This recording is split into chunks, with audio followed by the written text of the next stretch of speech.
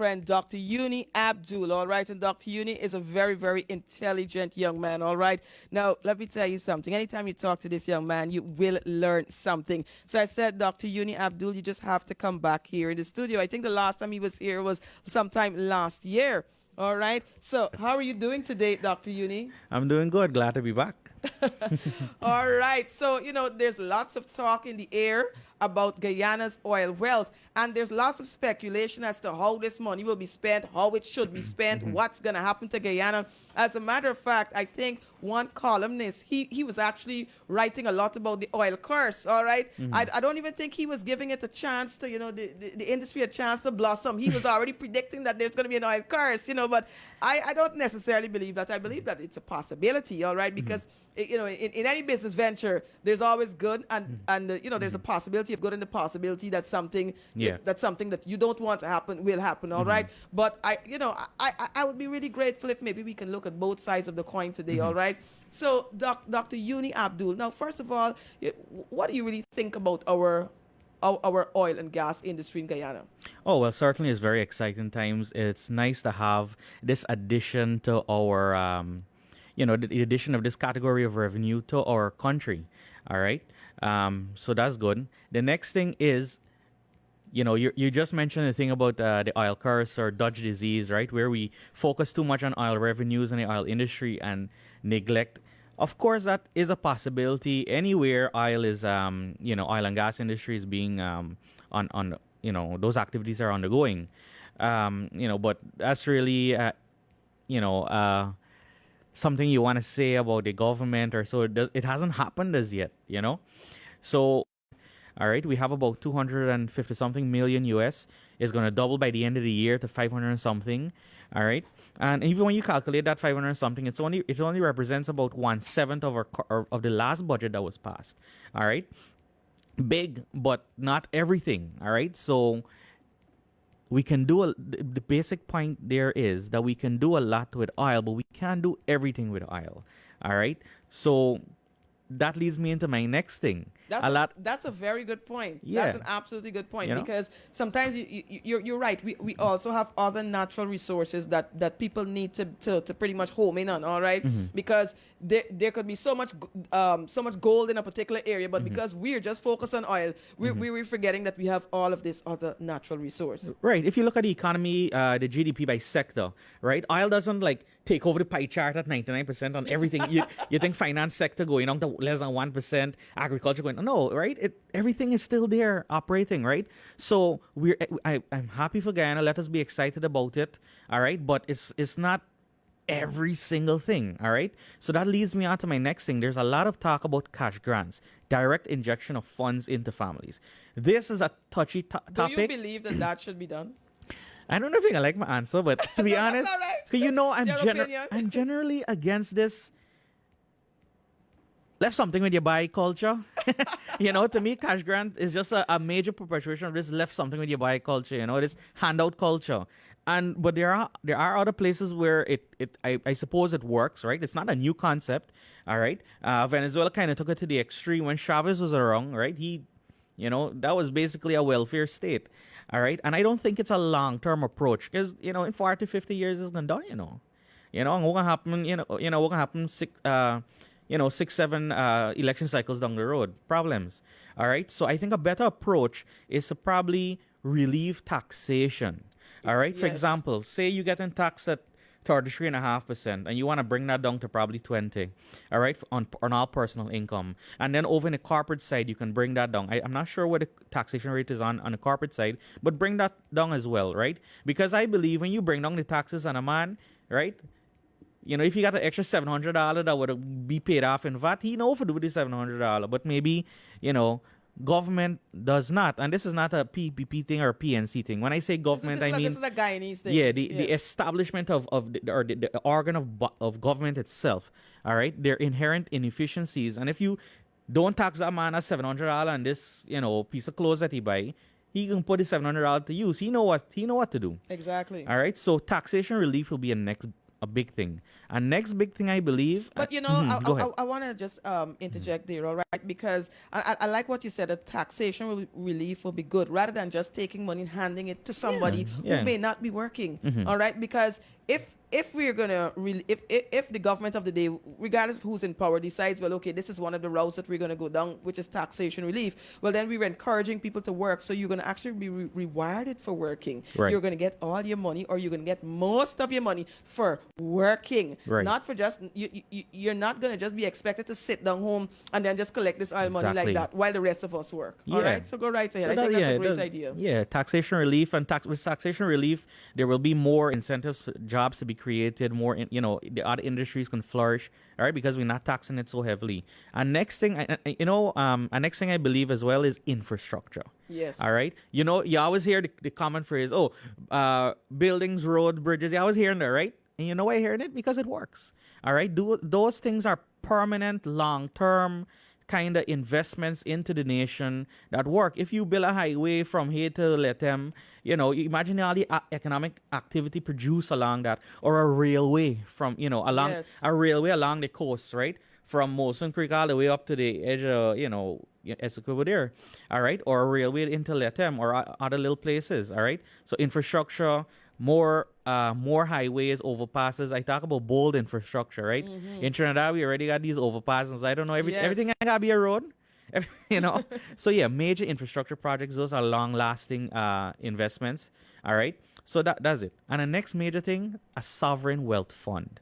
All right, I think we already have that in place, though. right. We have the Natural Resource Fund in the Federal Reserve Bank of New York, where all the funds are being paid into the royalties and other things are all going. And I said that's about 250 something million, and it's going to double to the end of the year. But Guyana internally, as we receive those monies, all right, we can have I think Trinidad has something called a Heritage and Stabilization Fund, where any excess petroleum money is kept in there to feed a deficit later on in different budget cycles. All right, because our extraction policy in Guyana is it's been popularly debated. The powers that be want to extract. I think the phrase, I think Mr. Lal was saying, drill baby drill, right? So yes. If that is the ideology that the current government wants to pursue, to take all the oil out as quickly as possible, right, because of the shift to renewables, fine. But you know what is not going to disappear? Money. So the money can be there for long term if the oil doesn't have to be in the ground. So we need to keep it around in a sovereign wealth fund like that, right? That we control. All right. And of course, Guyana has been, we haven't spent a cent of the oil money, that 200 something million since December 2019 when we had first lift. All right, not a dime has been touched, right? Because the different committees under the petroleum body that's going to administer the spending, they're still trying to sort out some of these things. It's a lot of politics involved right now. All right, a lot of opposition input is needed. These guys not vibing well right now, so we don't know when they're going to come. I don't really going too much into that. All right. So, right, the Sovereign Wealth Fund, infrastructure, are against cash handouts, we need taxation relief, all right? So those are some of the major things we can do there. And remember, I'm always prefacing this discussion with, oil is not everything. So it's only, some people may agree or not, but I don't think that there's too much grand things that can be done with oil, only maybe for the next 30 or 40 years, but after that it's going to diminish, right? So we can make those investments now, some more permanent things now, and which is what I said, right? If we go into the fine details though, so Younni, what about those who are economically disadvantaged? What about the elderly? What about those who don't have jobs right now? What's in it for them? Well, for me, I personally believe that, at least when it comes to pension, for example, all right, the Sovereign Wealth Fund in Norway, for example, has a heavy focus, and it's one of the biggest in the world, Yes. trillions of US of dollars in there. Their focus is actually on pensions and elderly, all right? So, for example, why we can't pay our elderly $100,000 a month? Oh, yes. Why not? Things like that, a big amount. That would be, if we're gonna do cash handout If we're per going to se, do cash do grants, that. it's best we do it for the elderly. Yes, Right. yes. And what about those who are not elderly? Get 20-something-year-old that think I walked out. There's young people with no work. There's a concept called universal basic income where And that kind of sneakily goes back into cash grants.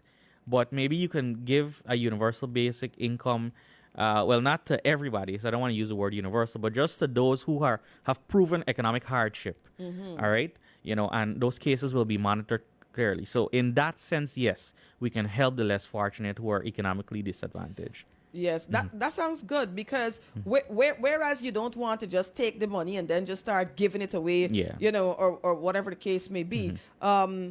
At the same time, you want that those people who have proven to be economically disadvantaged to actually get something because there's actually a correlation between poverty and crime. All right. Yeah, and, certainly. and so that would be one way of at least easing down the crime. All right, because when someone is absolutely impoverished, when persons are waking up, they don't have basic things, food to eat, they don't have basic clothes to wear, they don't even have a proper place to stay. They have nothing to lose, so they will commit. Yes, commit yes, crime. and they're more vulnerable to persons with bad intentions who would lure them into that kind of lifestyle. So I think that would be a great thing in the future. If whichever government is in power would say, the persons who have proven to be vulnerable, who've proven to be living, who are proven to be living under economic hardship, it would be very prudent for them to help those kind of people. All right, at least help them for a period until they can get a job. Yes, all right? certainly. It wouldn't be like for an indefinite period. It comes with the condition, within the next 6 or a year, and we'll do job placement for you. We'll talk to people, get your stuff, get your documents, and come, let me do this for you, so that way it's not something that's happening forever, right? Yes. So certainly. Yes. All right. So, there's, I don't want to call names right now, all right, because obviously we run radio, but there's a particular newspaper columnist, all right? And he constantly writes about the oil deal. He believes that Guyana really and truly is not going to benefit how we're supposed to benefit from this particular oil deal. Do you believe that we had a good oil deal in the first place? Because remember, it was negotiated, I think since 1999, and then had subsequent renegotiations. Yes, something like that. But it wasn't a whole lot of renegotiations. It's just a few things were Yeah. changed. All right, I think instead of having 1% royalty, then it was changed to 2% and so on. But there weren't any real big changes. Right. All right. That were beneficial. Yes, yes. It was just I think when the oil deal was actually when it was looked at by the past coalition government, it was pretty much just reviewed and made a couple changes. It wasn't any big, right? So I'm wondering, what do you actually think about the oil deal? Well, it's no secret, when APNU was in power and they had the renegotiation done, the opposition was, very critical of it. And then when this new administration here is now came in, and there have been chances, for example, when doing the review for the PR and things, we had some sort of leverage, right? And people are saying, it wasn't exercised well enough. So it's no secret that, this contract is, lopsided in a way. All right. When we talk about oil, we're talking about two domains. There are two domains of discussion. How the arrangements to make money were made, and when we finally get the money, what we can do, which is what me and you were talking about. All right. Now, with regards to if this thing was lopsided or, it was a defective contract, it's too skewed to ExxonMobil and the other players, the Chinese and the other guys. Objectively, I would say yes. I'm not going to lie about it. All right. Who do we blame? The thing is, I think everybody got to take some blame. Everybody got to take some blame, all right? You're right. So everyone. We don't really need. I don't really want to go into that, but politicians, right? All right. Yeah. Listen, when one side come out of power, we can blame the other side. Yeah. When the other side get in power, well, then the other side who came out, we're gonna blame that side, all right? Yeah. But we're not really focusing on that today, Exactly. all right? We want that. Whatever benefits we get from this oil wealth, that it must trickle down to the smaller man. All right, we're not focusing on politicians right now because politicians only make up a tiny percentage of Guyana. Although they're actually very, very important people, but. It's very important that that persons are aware that, look, hey, we have this oil wealth, and this oil wealth belongs to me, it belongs to you. It doesn't only belong to politicians, it belongs to everybody. Right. And we need to know what's happening, and we need to have these conversations regularly. And if we want to avoid this political thing, right? We can skip them and look at a broader global Come view of on. what's taking place in Guyana and the oil. There's a lot of geopolitics at play. Obviously, the America influence, the China influence, the Venezuelan border controversy. I was reading up on Jonestown the other day. All right, where they had that settlement of over 1,000 American, you remember In the 70s, parishioners yes, under with- Jim with Jones Jim and so, Jones, right? yes. I was reading in the files, right, that Mr. Burnham was actually happy to have those guys there because they thought if a group of Americans are there, Venezuela would not incur on the Essequibo territory. Wow. Right? So there have been allusions to this same issue. Well, if ExxonMobil is operating there in Essequibo, well, Venezuela can come in. All right, so that's the geopolitics at play. All right, then of course Guyana has extremely good relations with the U.S. So and ExxonMobil, this guy Rex Tillerson, he was the previous Secretary of State under the Donald Trump administration. He was a former CEO of ExxonMobil while these explorations were taking place in Guyana. Wow. So little Guyana gonna go in trouble, So it's very difficult. What moves do the politicians make? It can anger some people that maybe you say it's lopsided, but then we're looking at the other geopolitical influences at Yes, play, yes. so how do we balance that? All right. And you know something, I'm so happy that you would have that you would have talked about geopolitics just now, all right? Because I've actually read a book called Confessions of an Economic Hitman, all right? Lovely book. Yes, and so it gives you an idea of how geopolitics come into play, not only in Guyana, but also around the world, all right?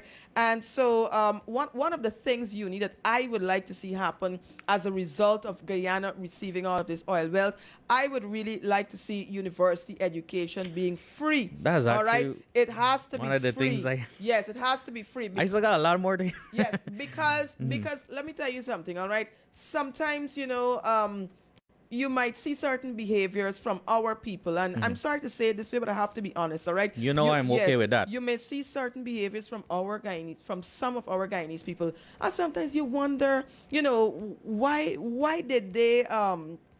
did they behave this way? Why did this group of people behave that way? And sometimes people link it to morality, but it's not only morality, whether you're spiritual or not, or you got good morals. It's not only that. So, a lot of it is linked to education or lack thereof. All right. And so when you give people a proper education, they actually have options. They can say, listen, I'm staying in Guyana and I'm going to do this, or I'm going to leave the country and I'm going to go and find a job. All right. But you're giving them options. All right. And education is a way out of crime. Now, some people may argue and say, well, yes, there's white-collar crime. Of course, there's white-collar crime, all right? But we know that education is a way out of at least blue-collar crime, all right? I think white-collar crime, morals might come into play there, all right? Because some of them are already educated. They're already making, well, I can't say six figures, but they're making like, I can't say six figures like how the U.S., in the U.S. they say we make six figures. No, they might be making 300,000 a month, 400,000 a month, living good, and yet still they're going into white-collar crime, all right? So, but in terms of curbing blue-collar crime, all right, violent crimes and so forth, education is a way out, all right? And also, one of the things that I would like to add to is that when we have elections, all right, a lot of people, at least probably, I am estimating about 80% of our population would vote race. Why do they vote race, regardless of what their party does? On both sides, why do they vote race? Because remember, the more educated you are, is the more you would tend to vote based on policies. Right. When you're educated, you're able to weigh issues, what the manifestos are for each party. Exactly. If that's not there, you revert to what's the next best thing, which is Race. primalism, tribalism, race. Come on. So Exactly. that's it. So- and even in educated societies, for example, America, that's happening still, So, I don't know how long we're going to take to escape from this race thing. Right? Yeah. But definitely education is one of the areas that the other that things I wanted well to- should be spent on. The other little things I wanted to add in here with what we can do with the oil money, right? I'll quickly go through them. right ahead. Right? I would like to see from one day when every child born in Guyana, right, can have $100,000 placed on a stock portfolio. Yes, And they come don't on. touch it until 25 or 30. All right? So that's security for somebody, right? So I don't mind, right? Because how much people born in Guyana every day, right? Probably like 20 something, if I remember, something like that, right? So that's fine. You can do that. All right. You can find money somewhere to do that. That's one thing. All right. I already spoke about support for the elderly. Georgetown is congested. All right. Urban sprawl says we can start moving. It's a natural phenomenon. We move up the East Bank or up the East Coast. But I say start replicating these in the other town centers, right? Yes. Start putting government, be serious about putting government services and commercial services, incentivize some of these companies to move to these other towns and, why we can't get a Giftland Mall in Bartica, Yes. for example, right? Or major financial centers in Bartica, you could be able to do everything, things like that, right? So duplicate all these services outside, spend money on doing that. And next thing, we got to look at our energy mix, right? Guyana will have to eventually transition to renewable energies. So you could probably invest in the hydro, invest in solar farms, all right? Improve transmission of energy, all these old dilapidated lines with GPL, start fix some of those. Generation is not the issue in Guyana. When we get blackout, it's not the line, something crash into it, a line for something rust away. That's the issue, right? And next thing, capacity, research capacity at UG, right? When you're doing research in Guyana, all right, it's data collection. I want to see us looking through microscopes and Yes. learn, discovering scientific Yes. breakthroughs, right? Things Yes. like that. So research capacity at UG. Research is absolutely important. Yeah. Because, take for example, you can actually apply for a scholarship to go to a university overseas. All right, and when you go to that university overseas, you will be involved in lots of research, and they would even keep you on there. They would even give you another scholarship there for you to even do more research. Yeah. Because they take research very seriously. They actually see the benefit of research. As a matter of fact. And there's hardcore scientific research, Yes. Nah, Going on at universities. yeah. Right now the research landscape in Guyana, we're limited. It's not to blame people, there's only so much you can do, right? Like surveys and things. I want to see serious, hardcore scientific research. Because anybody could do a survey. Yeah. A regular student can do a survey, but we really need to see this oil money investing in research. All And right? UG should be free. It's in the Yes, Constitution. We need to get there. Yes. Next thing I wanted to say, I really believe in some sort of military investment. I'm not talking about buying big super carriers or jets, right? Drone surveillance of the border, Yes. all right? Counterintelligence, that kind of stuff, right? One more thing, sports. Yes. It really pains me to see, and this is my last thing, by the way. It really pains me to see some of our best sports personalities have to undertake all the expenses by themselves. There's recently this girl, Chelsea Edgel, doing wonderful things in her sport. I really feel that they should have a blank check all the way to do whatever they want to do. I think she was drafted for the Olympics or something. Wow. All right, so I think if you come back and bring gold, get a house and everything. So sports, we should really get serious on sports. All right, like sports shooting. All right, centers for badminton. These things. We need to get serious on sports. Ramson is doing a good job so far. Let's see how far he can go with it. Right. So yeah, that's basically what I think about. I think I will give like 8 or 9 things. Yes. Yeah. Well, you know what? Listen, we're gonna bring back Dr. Younni, Dr. Younni Abdul here, all right? Because I think that this is definitely a discussion. Who's the next good guy to talk to? continue. Elson. Elson, all right. Elson, I know you're listening. I need you to come here. You're a great guy. Yes, definitely. All right. So, Dr. Younni Abdul, this was great discussion, and of course, we're not instructing the government what to do. No, certainly. Or neither are. We're just 2 people out of 800,000. Yes, but we should be having these kind of conversations, all right? Because let me tell you something. Because politics in Guyana sometimes just has it has a really off-putting kind of feel to it, or off-putting kind of vibe to it, because of what happens around elections time. I think what happens is that sometimes, people just blank their minds out of, of anything politically related. And so whereas the oil is concerned, some persons, they just don't want to talk about it. They say, look, let me just see what can happen, all right? But we need to talk about these things because, if young people are not talking about these things, well, then where are we going, all right? So we need to talk about these things. We need to be interested about these things. And you know what? We need to challenge our politicians. We need to ask them, well, okay, tell us what you're doing. Tell us what are your plans, all right? So, Dr. Younni Abdul, it was great discussion today, and I'm sure that based on the things that were discussed today, I'm sure that you would have gotten a lot of young people curious, all right? And and they they would start reading up about oil and that kind of thing. All right, and that's what we want to do. We want to stir people's curiosity. All right, because persons who are curious usually go on to do very great things. All right, so Dr. Younni, Abdul, thank you so much for coming on Thank Girl you for Power having today. me. All right, now let me tell you, lots of you might be looking at him and you might be saying, "Oh my God, this guy, he looks familiar." All right, but he used to be giving out a lot of great economic advice on TikTok. All right, Yeah, he's a yeah. TikTok star in the building. Okay. All right. So, Girl Power family, thank you so much for tuning in today. All right. Lots of love to you on behalf of myself, Melissa Davey, host of Girl Power, and our selector coach. And we're going to be back here tomorrow, same time, same place. And you know what? Let me tell you, we really don't want you to go anywhere because we're going to be having the news coming up at 12. Then we're going to be having the Frontline Show with Mr. Chow Pao after that. And, after that, it's going to be followed by really great programming. All right. Well, continued great programming. So stay tuned. Love y'all.